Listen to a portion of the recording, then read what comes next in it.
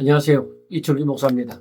오늘은 사도행전 10장을 보도록 하겠습니다. 원래 두 부분으로 나누어서 해야만 되겠지만은 한 부분으로 간략하게 같이 생각을 해보고자 합니다.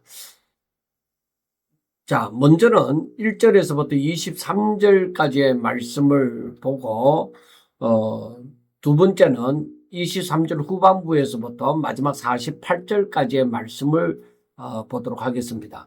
먼저는 하나님께서 고넬료와 베드로를 각각 준비시키시고 그리고 두 사람의 만남을 주선하시는 그 과정을 볼 수가 있습니다.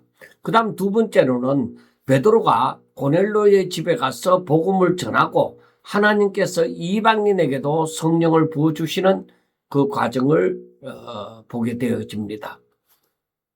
여기에서 문제가 무엇이냐?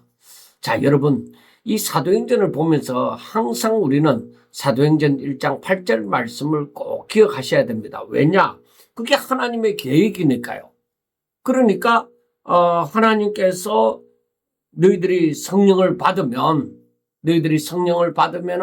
권능을 받고 온 유대와 사마리아와 예루살렘과 온 유대와 사마리아와 땅끝까지 이르러 내 증인이 되리라 하시는 것이잖아요. 그런데 지금 복음이 예루살렘으로부터 시작해서 이제 온 유대와 사마리아로 복음이 전거되어지고 그 다음에 땅끝까지 이르러 복음이 전거되어져 가야만 되는 것입니다. 그래서 지금은 되어져 가는 실정이잖아요.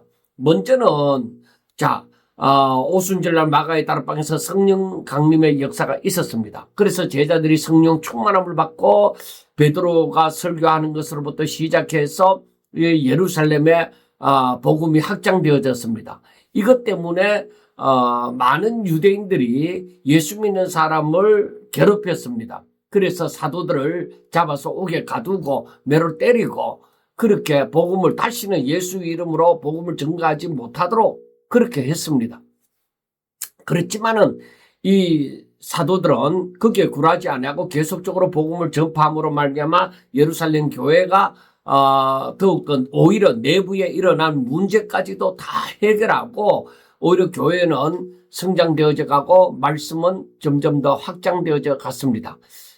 이것을 본 유대인들이 더욱더 시기가 더욱더 많아져서 스데반 집사가 복음을 전가할 때에 사람들이 돌을 들어서 스데반 집사를 향하여 던짐으로 말미암아 스데반 집사가 돌에 맞아 죽게 되었습니다. 그래서 스데반 집사가 이제 순교를 하고 이 예루살렘 교회를 향한 유대인들의 그 박해는 더욱더 심하게 되어졌습니다. 그 가운데 그 중심이 누가 있느냐? 사울이라는 자가 있었습니다.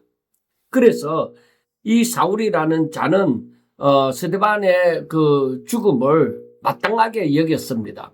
그러므로 예수 믿는 사람들을 사울의 입장에서는 이단시 취급을 한 것입니다. 이단시 취급을 해서 하나님을 향한 자신의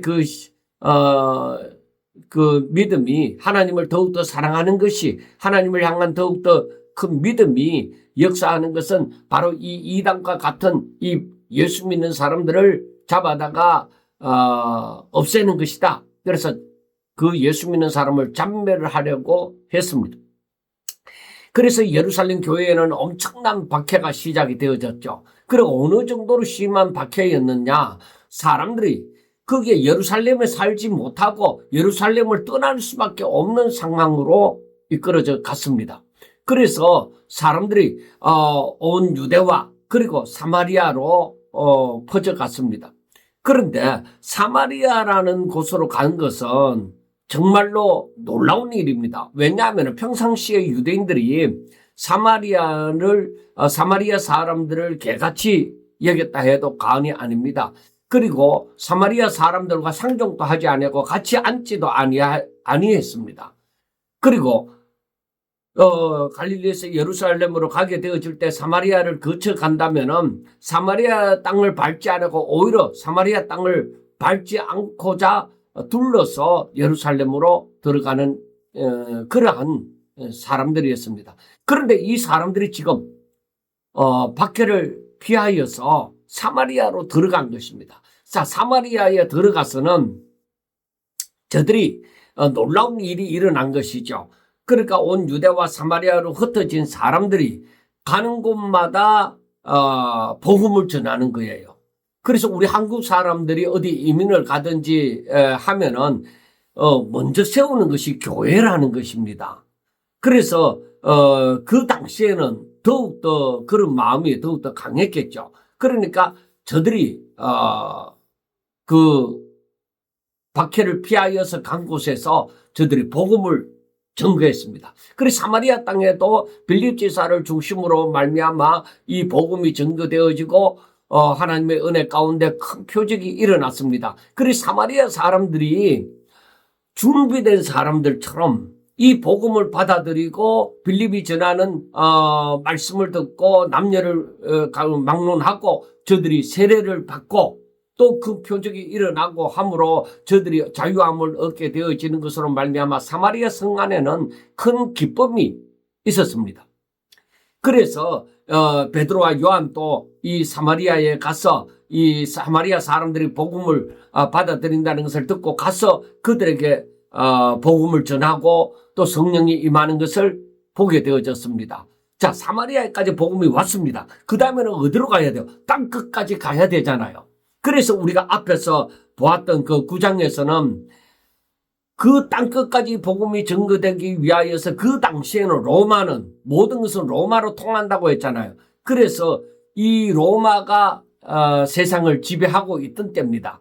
그렇기 때문에 바로 그때에 하나님께서는 이 로마 시민권을 가진 이 사울, 그리고 누구보다도 율법에 대해서 잘 알고 율법에 대해서 특심이었던 이 사울을 준비한 것입니다. 그런데 사울은 앞에서도 말했다시피 교회를 잔멸하고자 하는, 그러니까 예수 믿는 사람을 어찌하든지 없애고자 하는, 그것이 하나님 앞에 충성된 종으로서 할 일이라고 생각했던 그 사울을 하나님께서는 예비하셨던 것입니다. 그 사울이 이제 대제사장으로부터 다메섹으로 가서 다메섹으로 가는 공문을 받아서 자신이 예수 믿는 사람을 잡아서 끌고 와서 예루살렘에 감옥에 집어넣고자 하는 그런 권한을 받아서 다메섹으로 향하고 있었습니다. 그런데 다메섹 성 안으로 들어가기 전에 하늘로부터 강한 빛이 임하여서 이 사울이 땅에 엎드러지게 되어진 것이죠. 그런데 그때에 하나님의 음성이 들렸습니다. 하늘에서 소리가 들려서 사울아 사울아 너가 어찌하여 나를 핍박하느냐 박해하느냐 했을 때 사울은 도대체 이 음성이 누구의 음성인가 싶어서 주여 당신이 누구십니까? 하고 물었습니다. 그때에 예수님께서는 말씀합니다. 나는 너가 핍박하는 예수라. 아니 사울에게는 이건 말도 안 되는 일입니다. 예수님은 십자가를 못 박혀 죽었는데 다시 살아났다 하는 것은 이 예수 믿는 사람들이 증거하는 그 일이 현실이라는 것이죠. 사실이라는 것이죠.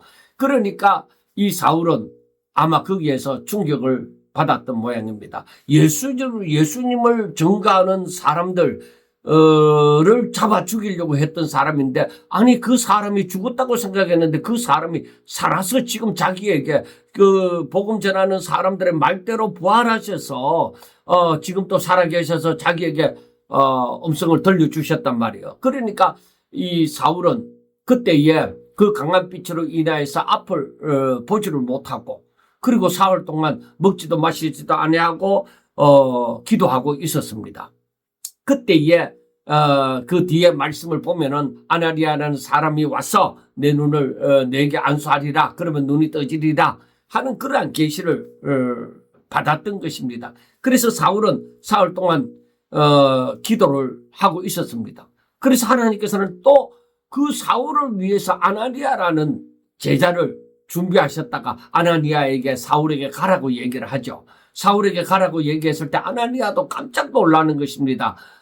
이 사울이라는 사람은 예수 믿는 사람을 잡아서 예루살렘을 끌고 가서 감옥에 가두려고 하는 아주 예수 믿는 사람을 박해하는 아주 악한 자라고 생각을 했는데 그랬을 때에 하나님께서는 말씀합니다. 저는 내 이름을 전가하기 위해서 즉 이방인과 왕들과 그리고 이스라엘 사람들에게 이 복음을 전가하기 위하여 준비된 나의 그릇이라고 얘기를 합니다. 말도 안 되는 일인 것 같지만 그러나 하나님의 말씀은 틀림이 없잖아요. 그래서 이 아나니아는 순종해서 이 직가라는 곳으로 가서 다섯 사람 사울을 만나게 되어집니다. 만나게 되어져서 저에게 기도하면서 형제 사울아 하고 얘기합니다. 하나님이 사랑하는 자를 아나니아 또한 사랑하고 하나님께서 자신의 종으로 여기는 자를 아나니아 또한 그를 하나님의 종으로 여기는 것이 하나님의 사람의 마땅한 도리라고 생각이 되어집니다. 그래서 아나니아도 사울에게 형제 사울아 하면서 저에게 안수하며 저에게서 이 빈을 갖던 것이 떨어지고 이제 온전히 보게 되어졌습니다. 그래서 사울이 다메섹의 여러 해당에 가서 예수는 그리스도라고 예수님은 하나님의 아들이라고 증거하는 사람으로 화들짝 변했습니다. 거기에 있던 유대인들도 이거 도대체 무슨 일인가? 이 사람이 예수 믿는 사람을 오히려 잡아가두고 박해하던 사람인데 어떻게 해서 이 사람이 이렇게 되어졌는가? 저들은 아무것도 알지를 못하죠. 그러나 사울이 이렇게 바뀌어 버렸으니까 오히려 저들에게는 사울이 자기의 동료가 아니라 적이 되어진 것이죠. 그러니까 유대인들이 사울을 잡으려고 할 때에 사울의 제자들이 사울을 밤중에 성 밖으로 몰래 달아내렸습니다. 그래서 사울은 이제 예루살렘으로 가서 주의 제자들을 만나게 되어지는데 주의 제자들도 사울을 받아들이기 힘듭니다. 왜 힘드냐? 저 사람이 얼마 전까지만 해도 예수 믿는 사람을 잡아가두고 매질하고 아주 교회를 참멸하려고 했던 사람인데 어떻게 저 사람이 저렇게 갑자기 변화될 수 있느냐? 사람들로서는 이해가 안 되는 일입니다. 그러나 하나님은 하신 것이죠. 그래서 이 바나바가 준비되어져 있다가 바나바가 바로 사울을 주의 제자들에게 소개함으로 말미암아 저가 어떻게 예수님을 만나고 저가 다메섹에서 어떻게 했고 또 저 유대인들을 죽이려고 하다가 여기까지 왔다는 사실을 다 얘기함으로 말미암아 이 주의 제자들과 친교를 할 수 있게 되어졌습니다. 그래서 거기서도 예수는 그리스도라고 예수님은 하나님의 아들이라고 전가하게 되어질 때 유대인들은 더욱더 그를 싫어하게 되어지죠. 오히려 원래 하나님을 믿는 사람보다도 이 사울과 같은 사람을 더욱더 싫어하게 될 것은 뻔한 일이잖아요. 그래서 사람들이 죽이려고 할 때에 이 사울을 피신하였습니다. 그래서 다소로 이제 보내게 되어졌습니다. 자, 그리고 9장에서 보면은 우리가 지난 주일날에도 말씀을 전가할 때에 9장 32절 이하에는 전하지 않았는데 베드로가 바로 욥바에서 사람을 만나서 이 병든 자를 고치고 그 다음에 그리고 죽은 자를 살리는 일이 있었잖아요. 그래서 우리가 이 말씀을 9장 말씀을 가만히 보면은 무엇을 알 수 있냐면 9장 마지막에 보면은 이 루다에 가서 애니아라는 그 중풍병자가 8년 동안 침상에 누워 있었는데 그 애니아를 고치잖아요. 애니아야 예수 그리스도께서 너를 낫게 하시니 일어나 내 자리를 정돈하라 한데 일어났습니다. 그래서 루다와 사론에 사는 사람들이 다 그를 보고 주께로 돌아오게 되어졌습니다. 예수님이 너를 낫게 하신다는 것이죠. 그걸 분명하게 전했습니다. 그리고 욥바에는 다비다라 하는 제자가 있었는데 이가 벌써 죽었습니다. 그런데 사람들이 베드로를 청하여서 그 죽은 다비다에게로 데리고 갔습니다. 그런데 이 다비다의 행한 일을 사람들이 얘기를 하죠. 그래 베드로가 사람을 다 내보내고 시체를 향하여서 다비다야 일어나라 하니까 그가 눈을 떠 베드로를 보고 일어나 앉았습니다. 그래서 거기에서도 많은 사람이 이 일로 인해서 주를 믿게 되어졌습니다. 자, 그런데 여기에서 보면은 마지막 43절을 보면은 베드로가 요빠에 여러 날 있어 시몬이라 하는 무두장리의 집에서 머무니라. 무두장리는 가죽을 지금 죽은 짐승의 그 가죽을 다루는 자입니다. 그런데 베드로가 그 집에 있었다는 것도 놀라운 일이기도 합니다. 자, 이렇게 해서 하나님께서는 이방인을 위해서 사울을 준비하시고 베드로의 마음을 또 이방인을 향한 그 베드로의 마음을 서서히 열어가고 있는 중입니다. 사마리아에서도 그렇고 여기 루따나 이 요빠에서도 그렇고.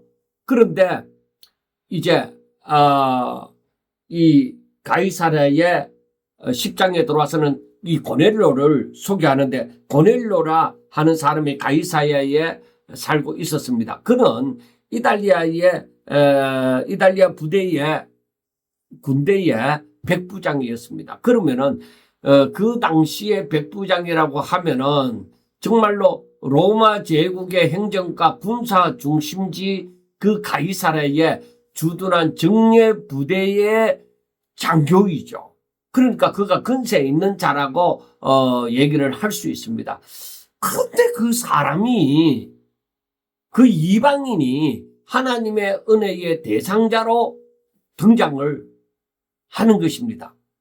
자, 그가 얼마든지 세상 근세를 가지고 하나님을 자기들의 속국인 그 하나님을 알지 못할 수가 있고 무시할 수도 있겠지만은, 그런데 여기에 보면은 그가 2절에 그가 경건하여 온 지방과 더불어 하나님을 경외하며 백성을 많이 구제하고 하나님께 항상 기도했다. 그렇게 말씀을 합니다.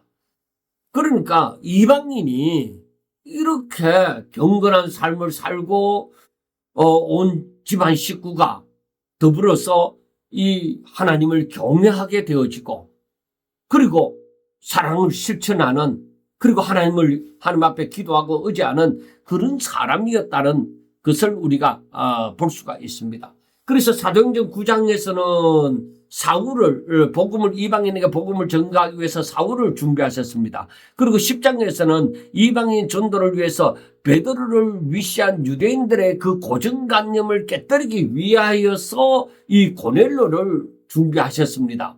그리고 이방인에게 복음이 전도되어지기 위하여서 하나님께서 하나하나 준비를 해 가시는 것입니다.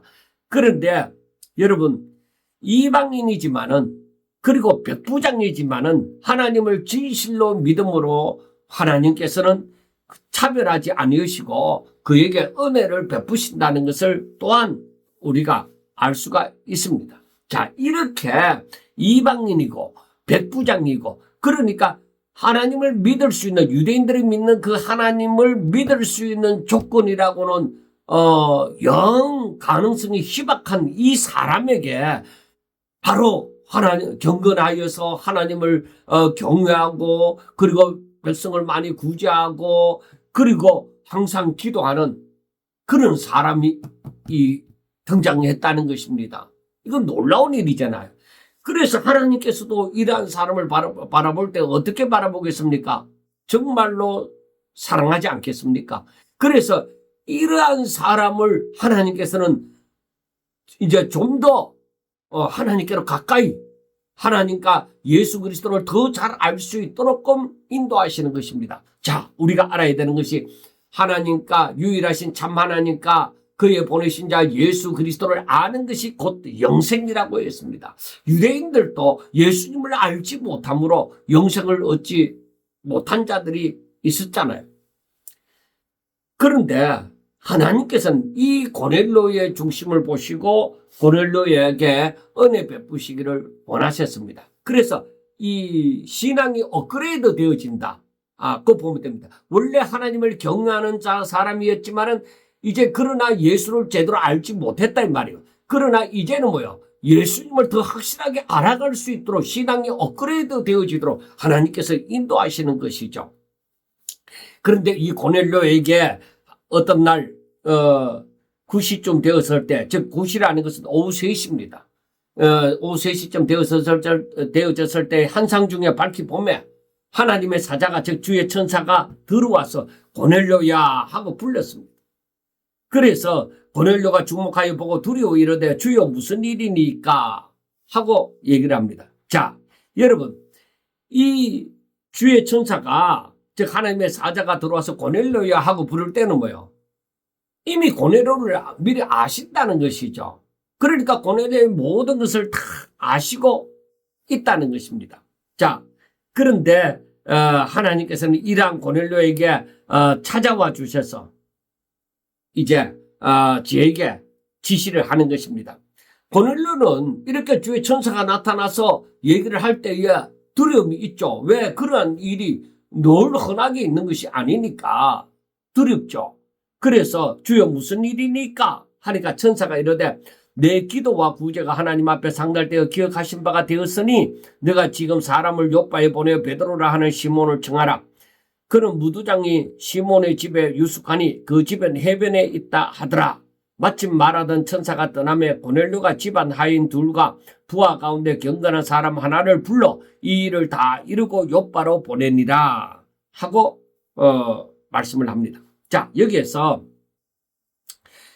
4절 마지막에 보면 천사가 이르되 내 기도와 구제가 하나님 앞에 상달되어 기억하신 바가 되어졌다. 이것은 바로 고넬료가 자기 선행으로 말미암아서 인정을 받는 것이 아니라 하나님의 은혜 가운데 고넬료가 이러한 일을 할 수 있게 되어졌다는 것을 우리가 볼 수가 있는 것입니다. 그러니까 우리가 고넬료가 잘했기 때문에 이게 아니라 고넬료가 중심으로 전심으로 하나님을 경외함으로 하나님께서 그에게 은혜를 베푸사 바로 이 모든 일을 감당할 수 있도록 해주셨고 하나님은 그 고넬료의 그 선행을 연락하신 것이죠. 자, 여기서 우리가 바라볼 때도 무엇을 알 수 있느냐 하면은 우리의 마음이 하나님께로 향하게 되어질 때 하나님께로 향하게 되어질 때야 하나님께서는 즉 내가 은혜를 사모할 때에 하나님께서는 내게 은혜를 주신다는 것입니다. 그래서 내가 하나님을 사랑하는 자 더욱더 사랑할 수 있는 길이 열려지고 내가 하나님의 은혜를 사모하게 되어질 때 그 하나님의 은혜를 받고 더욱더 신앙이 업그레이드 되어질 수 있도록 하나님은 우리를 인도하신다는 것입니다. 고넬료가 평상시에 이렇게 하나님을 경외하고 선행을 행함으로 말미암아 하나님의 말씀을 따라 어떻게 하든지 하나님의 사람으로서 감당해야 될 모든 일을 감당하기를 원했을 때 하나님께서는 그 길을 인도하시고 더욱더 하나님을 알아갈 수 있도록 인도하시는 그 길을 우리가 볼 수가 있습니다. 그런데 내 기도와 구제가 하나님 앞에 상달되어졌다 할 때에 하나님께서는 이 땅에 일어나는 모든 일을 다 아시고 계시구나 하는 것을 알 수가 있습니다.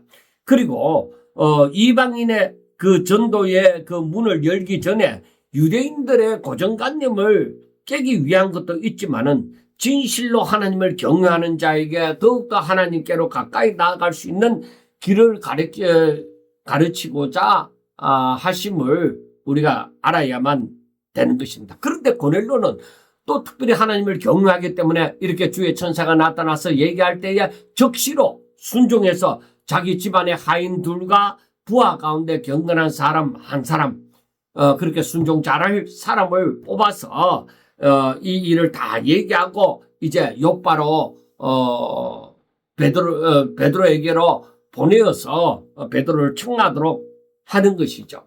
여러분, 하나님을 잘 믿는다는 것, 하나님을 진실로 경외한다는 건 그건 바로 순종으로 나와집니다. 그걸 알아야 됩니다.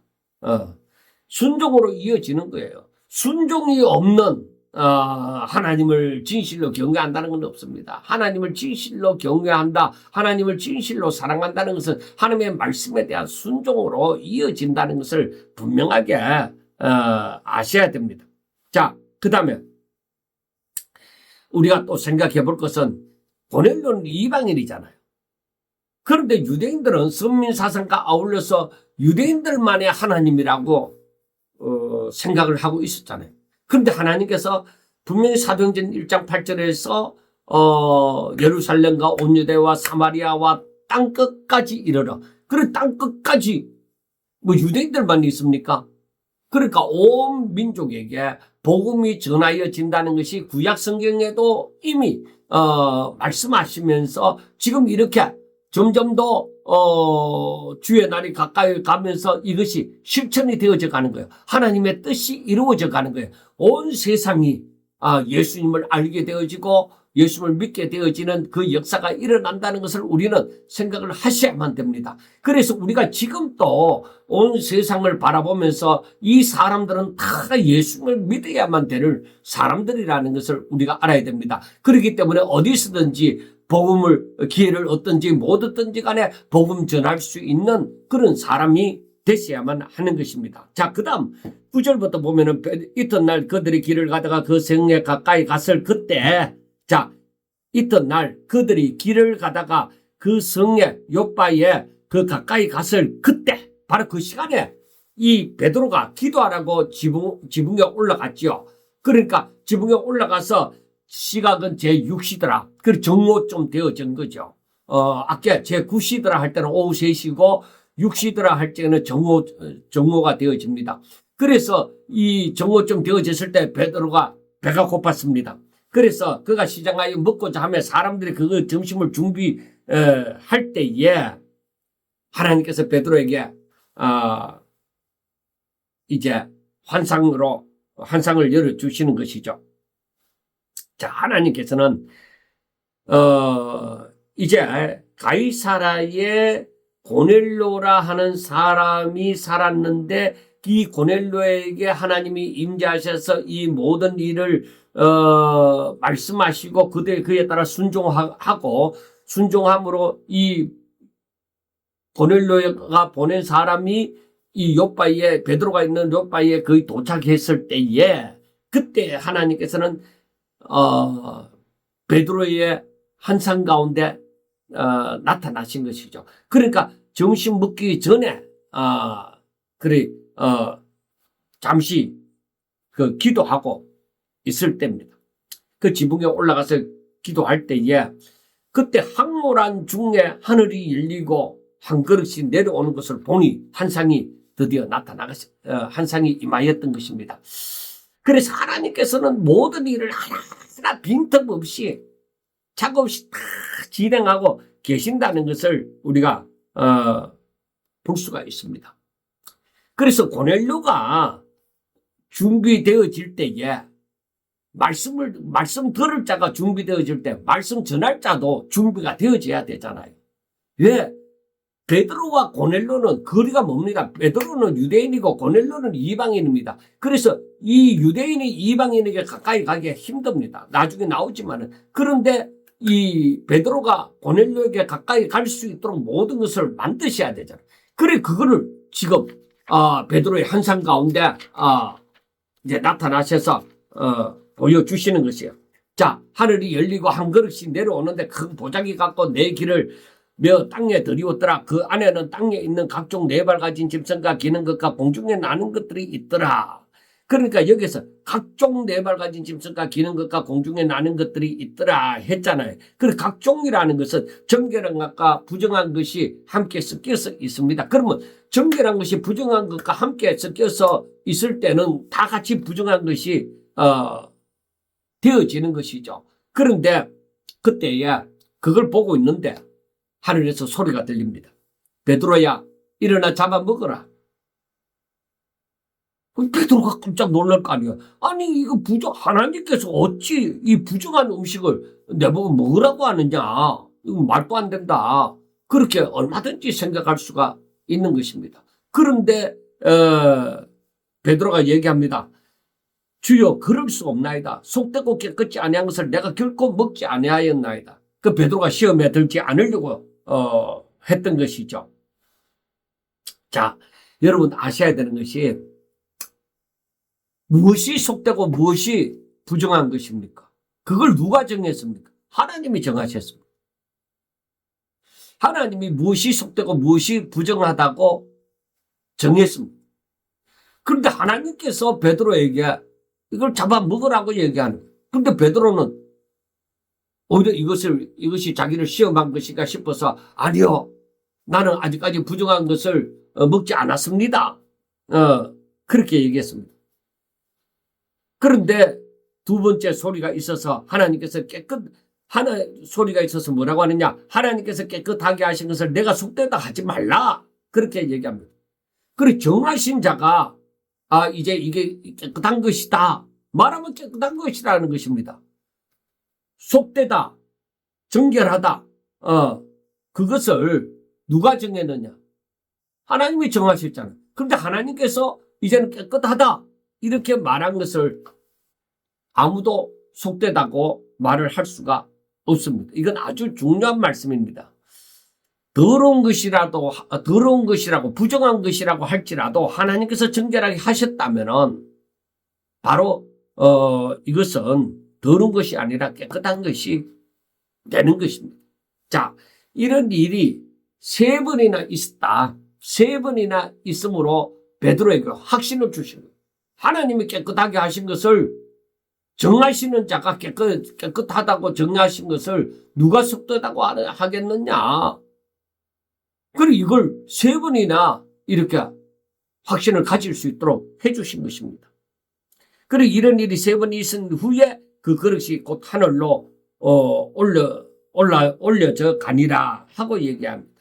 자, 이것은 앞으로 일어날 일에 대해서 먼저 생각하게 하는 그 근거가 되어지는 것입니다. 그리고 베드로는 생각을 했겠죠. 아니 분명히 부정하다고 속되다고 말씀하신 것인데 어떻게 해서 정하다고 말씀하시는 것이지? 베드로는 생각을 했을 것입니다. 그런데 자 17절 베드로가 본 바 환상이 무엇인지 무슨 뜻인지 속으로 의아해하더니 그래 이게 무엇을 의미할까 하고 고민을 했던 것이죠. 마침 고넬료가 보낸 사람들이 시몬의 집을 찾아 문 밖에 서서 불러 묻되 베드로라 하는 시몬이 여기 유숙하느냐 하거늘 그러니까 베드로가 그 환상에 대하여 생각할 때에 성령께서 그에게 미리 말씀해 주신 거예요. 2 사람이 너를 찾으니 일어나 내려가서 의심하지 말고 함께 가라. 내가 그들을 보내었느니라 하고 말씀을 합니다. 자, 여러분 성령의 역사하심으로 베드로와 고넬료의 만남을 주선하시는 것입니다. 그래서 그 과정에서 고넬료가 보낸 2 사람과 먼저 만나게 되어지는 것입니다. 그래서 성령께서 베드로에게 얘기합니다. 이제 2 사람이 너를 찾을 테니까 일어나서 내려가 의심하지 말고 함께 가라. 내가 그들을 보내었다. 하나님께서 하셨다는 거예요. 자, 여러분 부정하다, 정결하다, 그거 속되다, 그리고 깨끗하다 하는 것을 누가 정하시는 거예요? 하나님이 정하신 거예요. 그 하나님이 정하셔서 깨끗하다 하시고 그리고 하나님께서 뭐요? 내가 보냈으니까 네가 그들을 따라가라. 하나님의 종이라면 하나님이 실수를 하든지 하나님은 또 잊어버리시든지 그런 분이라고 생각을 할 것 같으면은 그 말을 못 믿겠죠. 그러나 하나님은 완전하신 하나님이시다. 완전하신 하나님이 이걸 깨끗하다고 하죠. 완전하신 하나님이 이 사람들을 너게로 보내었으니까 너가 그를 따라가라 할 때에 하나님의 종이라고 하면은 하나님은 완전하신 하나님이시기 때문에 의심 없이 따라가는 것이 맞는 것입니다.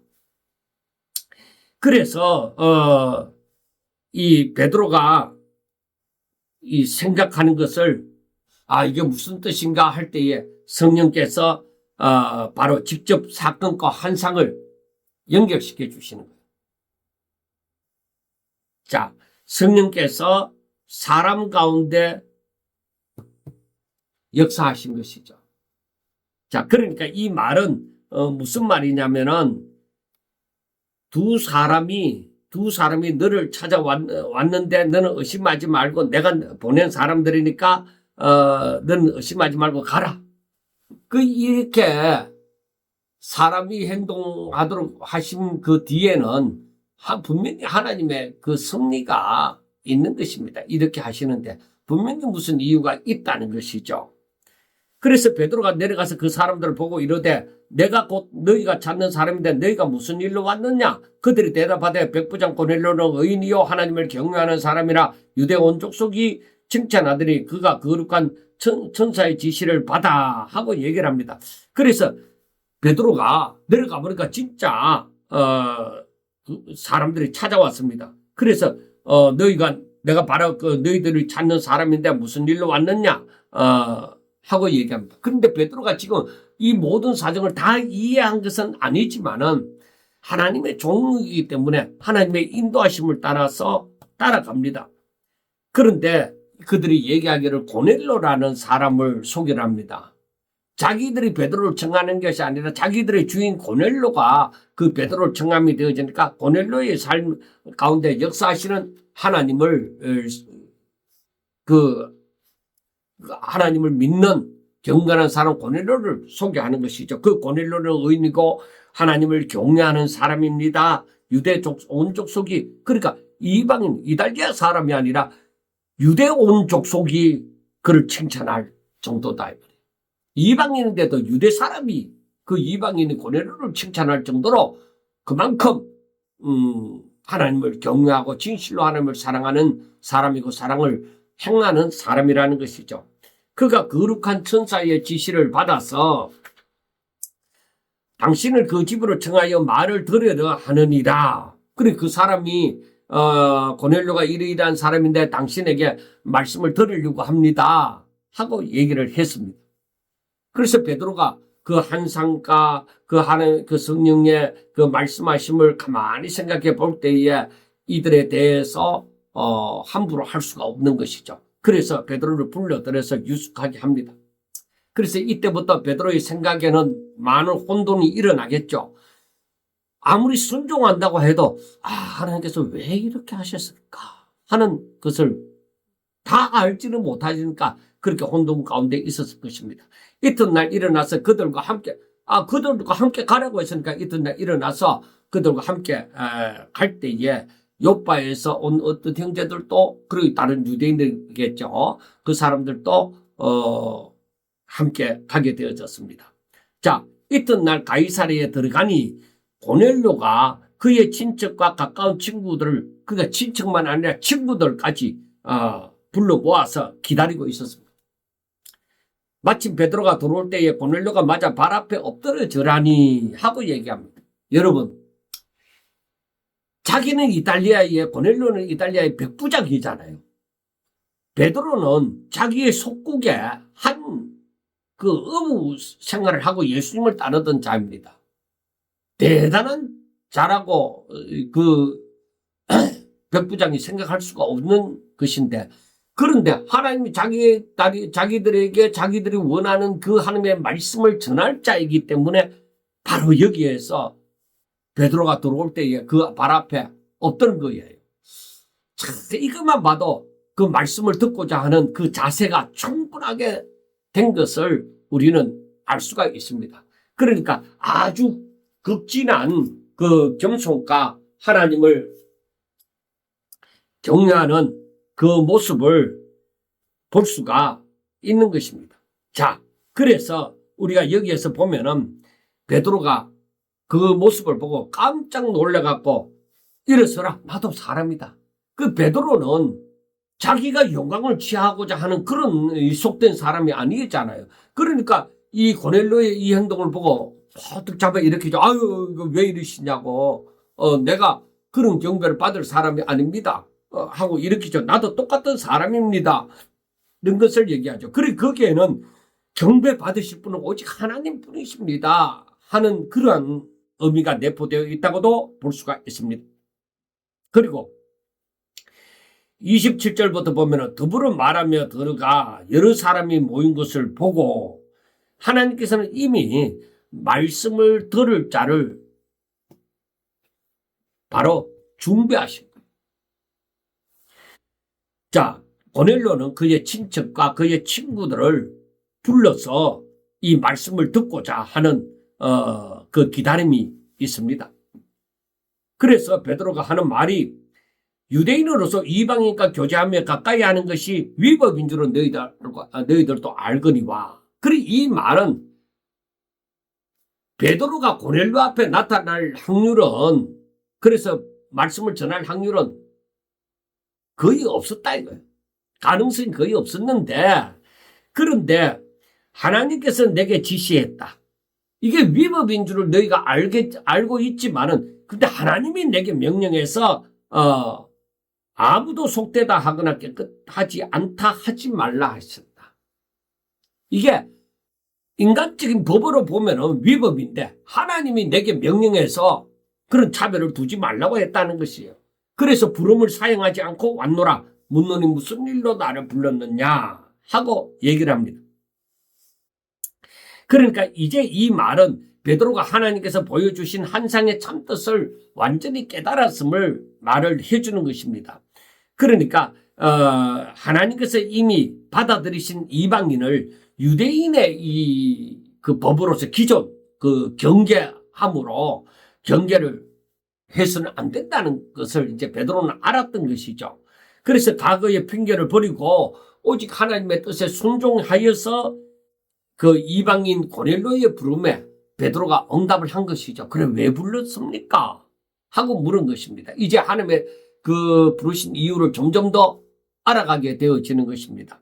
고넬료가 이르되 내가 나흘 전 이맘때까지 내 집에서 제9시 기도를 하는데 갑자기 한 사람이 빛난 옷을 입고 내 앞에 서서 말하되 고넬료야 하나님이 내 기도를 들으시고 내 구제를 기억하셨으니 사람을 요바에 보내 베드로라 하는 시몬을 청하라. 그가 바닷가 무두장이 시몬의 집에 유숙하느니라 하시기로 내가 곧 당신에게 사람을 보냈는데 오셨으니 잘하였나이다 하고 얘기를 합니다.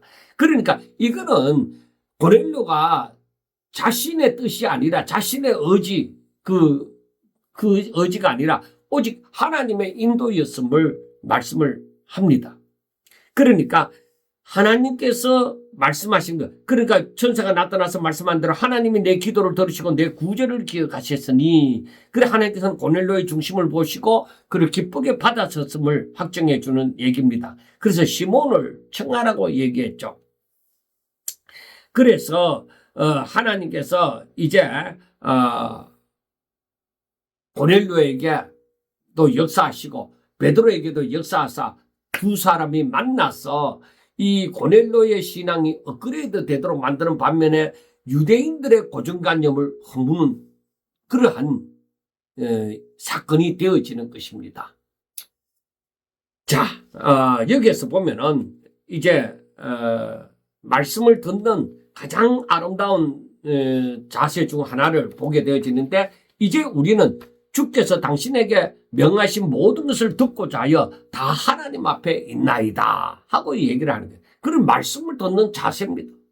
당신이 하나님께로부터 말씀을 받아서 우리에게 증거할 수 있도록 우리는 또 그 말씀을 다 들을 준비가 되어져 있습니다. 절대적인 하나님의 말씀을 듣고자 하는 절대적인 순종의 자세를 보게 되어집니다. 우리가 이걸 보면서도 하나님의 말씀을 읽을 때나 들을 때에 어떤 자세로 있어야 될까를 분명하게 깨달아 알아야만 할 것입니다. 자, 그 다음에 보세요. 베드로가 입을 열어 말하되 내가 참으로 하나님은 사람의 외모를 보지 아니하시고 각 나라 중 하나님을 경외하며 의를 행하는 사람은 다 받으시는 줄 깨달았도다 하고 얘기를 합니다.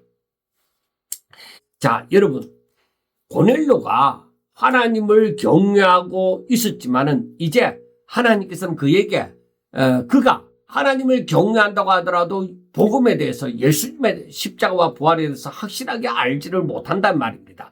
그런데 그에게 십자가와 부활로 완성된 복음을 밝히 알게 하시는 것입니다. 저는 이 10장 말씀을 보면서 그 하나님께서 우리 하나님을 믿는 사람들이 어떠하기를 원하는지 제가 생각해 보았습니다.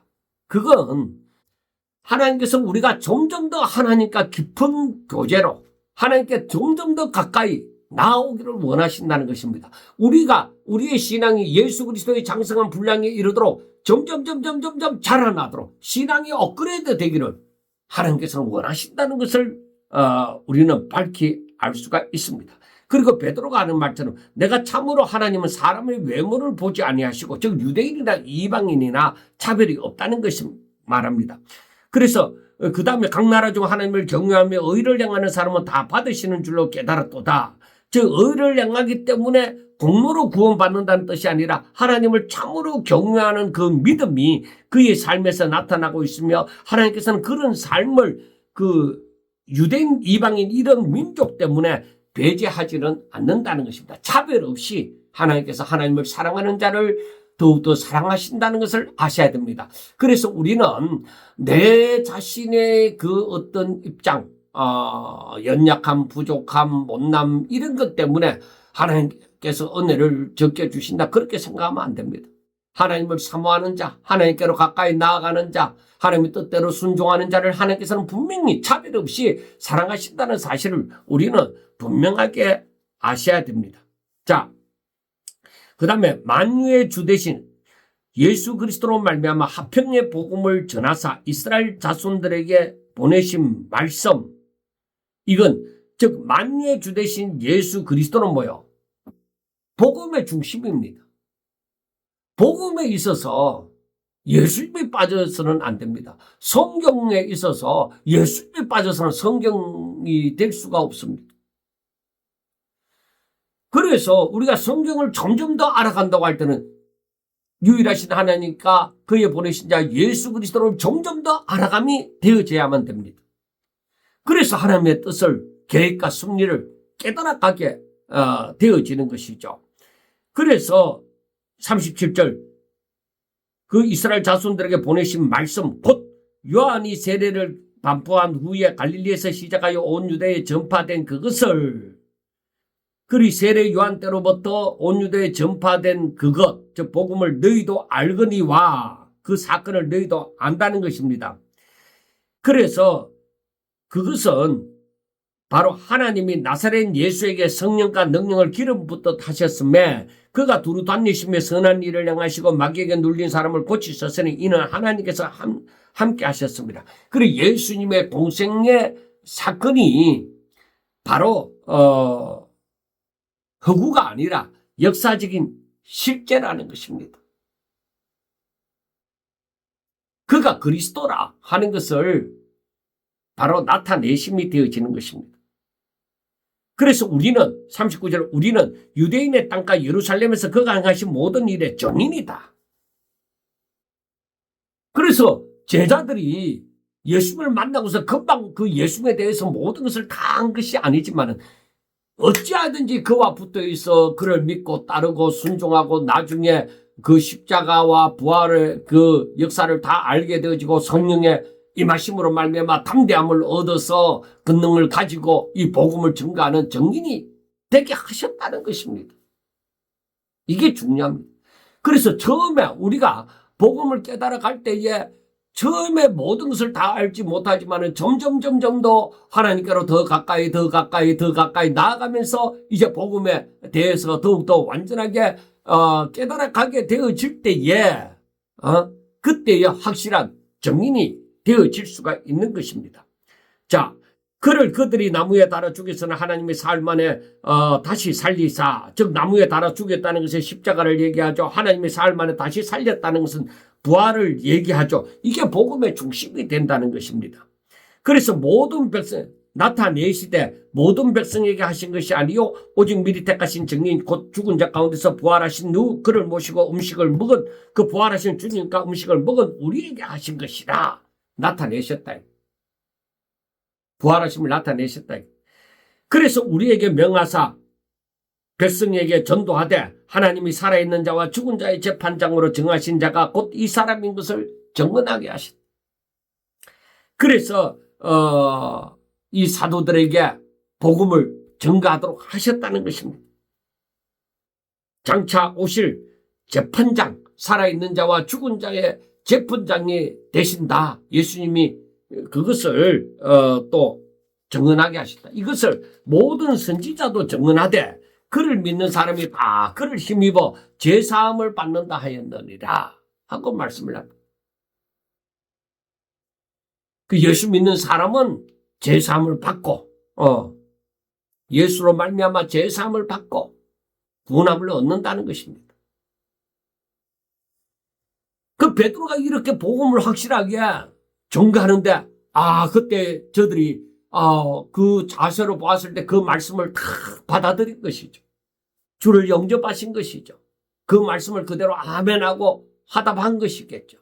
그런데 그 베드로가 그렇게 말을 할 때에 성령이 바로 말씀을 듣는 모든 사람들에게 내려왔다는 것입니다. 그리고 저들이 주를 영접하니 성령이 임하신 것이죠. 베드로와 함께 온 할례받은 신자들 유대인들이 이방인들에게도 성령 부어주심으로 말미암아 논란이 이들에게도 성령의 역사가 일어나네 하는 것입니다. 이것은 방언을 말하고 하나님을 높임을 들음이라 하고 얘기합니다. 자, 준비된 자들이 복음을 영접하고 성령의 임재가 있고 이렇게 하나님의 뜻이 나타났습니다. 이방인들에게도 즉 성령의 임함을 바로 저들도 하나님의 자녀가 됨을 나타난 것이죠. 오순절 마가의 다락방에 나타난 역사가 여기 가이사랴에서도 일어난 것이죠. 이제는 유대인들이 가졌던 그 민족주의적 그 구원관이 무너지는 그런 거룩한 충격이 온 것입니다. 이 베드로와 함께 그 할례받은 사람들에게. 그래서 이게 베드로와 고넬료의 만남은 유대인들에게 있어서는 이 고정관념이 깨어지는 것이고 이방인들에게 이제 복음이 전거되어지는 문이 열려진 것입니다.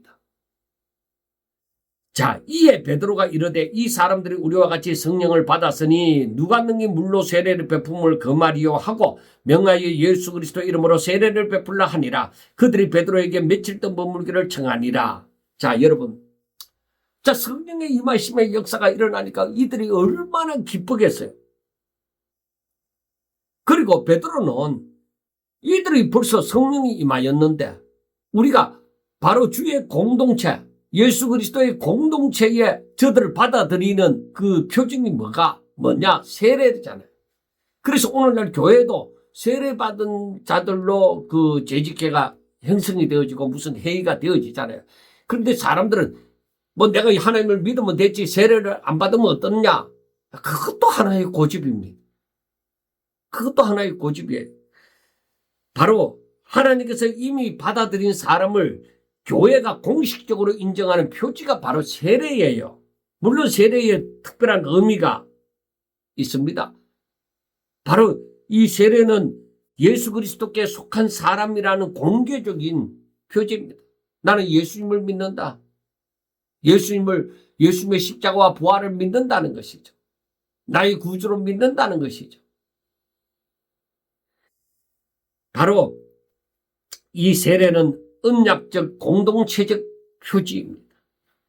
그래서 우리가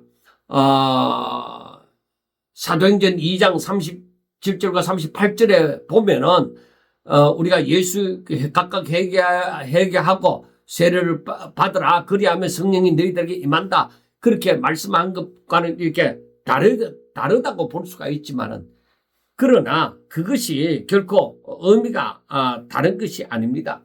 우리가 로마서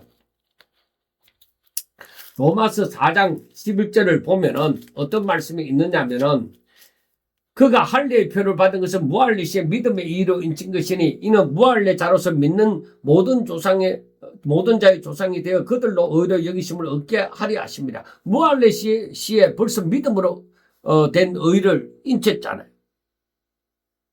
그래서 우리가 이것을 지금 사도행전 그 10장에 나타나는 말씀을 바로 이 로마서 4장 11절에 나타나는 말씀과 같이 연관시켜 보면은 아무 문제가 없다는 것을 생각해 볼 수가 있습니다. 그러니까 사도행전 2장에서는 회개하고 세례를 받고 성령을 선물로 받으리라 했지만 사도행전 10장에서는 성령이 먼저 임하고 그 뒤 세례가 이루어집니다. 이것은 성령이 반드시 무세례라는 의식에 종속되어 임하시는 것이 아니라는 사실을 분명하게 보여줍니다. 그 꼭 세례를 받아야 되느냐? 그런 것만은 또 아닙니다. 세례는 부족한 구원을 채우는 것이 아니라 하나님께서 이미 행하신 구원의 은혜를 외적으로 표하고 그리스도께 속가심을 고백하고 교회가 그 사람을 동일한 언약 공동체의 일원으로 받아들이는 표지입니다. 그래서 세례는 하나님의 결정을 사람이 만들어내는 행위가 아니라 하나님께서 이미 하신 일을 교회가 순종하여 인정하는 그러한 행위에 해당이 되어지는 것입니다. 그래서 세례를 받을 때에 예수님의 십자가와 부활을 믿느냐고 얘기를 하죠. 왜? 분명히 믿어야만 되니까. 그래서 이 사도행전 2장과 10장에 나타나는 이 순서에 있어서 이건 아무 문제가 되어지지 않는다는 것을 우리가 생각해 볼 수가 있습니다. 사랑하는 여러분, 하나님의 계획은 계속 쭉 이어져 가고 있습니다. 우리가 알지 못하는 순간에도, 그리고 우리가 생각도 못한 일에도 하나님께서는 다 역사해서 하나님의 뜻을 이루어 가십니다. 저는 이 사도행전을 또 보면서 오늘날 우리가 앞으로 만날 그 모든 일에 대해서도 생각해 봅니다. 우리 주님 다시 오시리라고 말씀하셨습니다. 종말에 어떤 일이 있으리라고 말씀하셨습니다. 마지막에 우리를 아버지 집으로 인도하시리라고 말씀하셨습니다. 부활하실 것도 말씀하셨습니다. 이 모든 것에 어심없이 믿고 우리가 지금 이 순간 잠자다가도 깨어 일어나서 근신하며 하나님의 말씀을 더 깊이 묵상하고 하나님의 뜻대로 살고자 하는 그런 자가 되셔야만 될 줄로 믿습니다.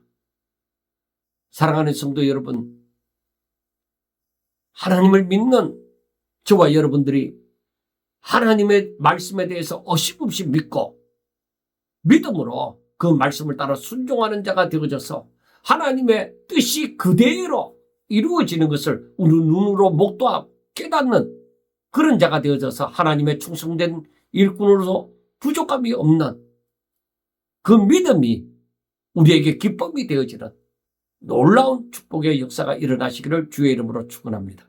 감사합니다.